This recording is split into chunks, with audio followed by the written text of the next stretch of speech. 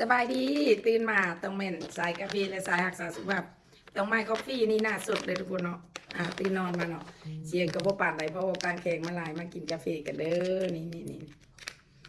ถุงนึงมี32-15 กรัมเลยทุกคนนะนี่กินกันเลยเนาะมาเข้มข้นกับใส่น้ำน้อยเนาะทุกคนเนาะใส่น้ำน้อยนี่อันนี้ใส่น้ำห้อนก่อนแล้วแค่เขาจะกินน้ำก็ผสมน้ำเย็นตื่นน้อยนึงจะได้กินได้แค่น้อยๆสิก็กินในพี่น้องเบิ้งบ่ได้เนาะหลายคนก็เข้าใจว่ากาแฟไม้นี่เป็นไม้คอฟฟี่นี่คือกับกาแฟทั่วไป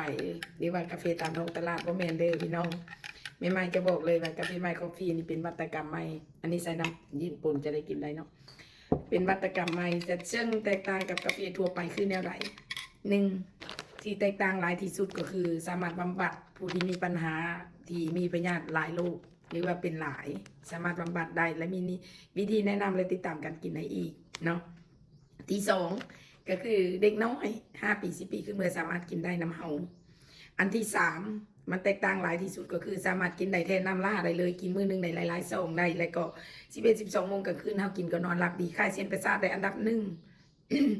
อันที่สามก็เพศชายมีพยาธิประจำตัวซึ่งว่าเบาหวานไขมันความดันตั้งส่งกินนี่ก็บ่ได้กินนั่นก็บ่ได้แล้วกระโรคเพศชายแต่ตัวนี้เอาอยู่เนาะน้องชายแข็งแรงฟื้นคืนมาปกติและก็กินข้าวหัด3 ถุง2 ถุง3 ถุงขึ้นเมื่อสามารถกินได้ทุกอย่างชิ้นวัวชิ้นควายที่เคยกินบ่ได้บ่หรือว่าทุเรียนบางไม้บ่ของหวานบ่สามารถกินได้แต่ยาปากกาแฟอย่างน้อยก็กินดีแล้วก็ให้กินมื้อละ2ซึ่งเป็นวัตกรรมดีภายในสู่ภายนอกเนาะตัวนี้น้องอยากบอกไว้เลยดีภายในสู่ภายนอกอันนี้คือคลิปยาวเด้อเพราะว่าอยากบอกไว้พ่อแม่พี่น้องได้ฮู้ว่ามันบ่แม่นกาแฟทั่วไปอยากให้ได้กินได้ลองหลายคนว่ากินแบรนด์นี้กินแบรนด์นั้นกินตัวนี้ตัวนั้นก็บ่เศร้าซึ่งว่าเมื่อกินแล้วน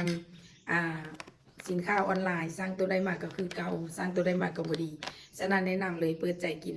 คนที่กินเท่านั้นที่จะฮู้คนที่ลองเท่านั้นที่จะเชื่อว่าไมค์คอฟฟี่เข้าไปติดตาม Facebook หรือว่าเฟซได้เลย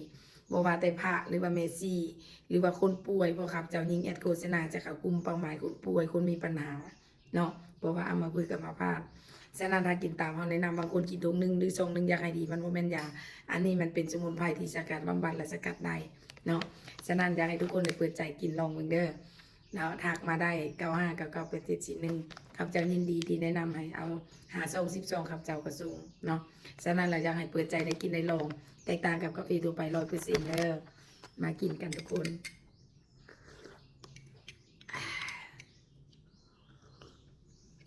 ความแตกต่างเนาะ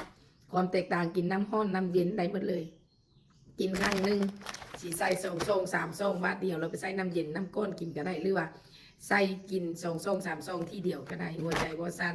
คนที่กินกาแฟบ่ได้กินแล้วหัวใจสั่นนอนไปกินกาแฟใหม่100%บ่เป็นหยังเด้อกินบางวันเล็กน้อยก็กินได้ตัวนี้แตกต่าง100%อยากให้ได้กินได้ลองกันจ้า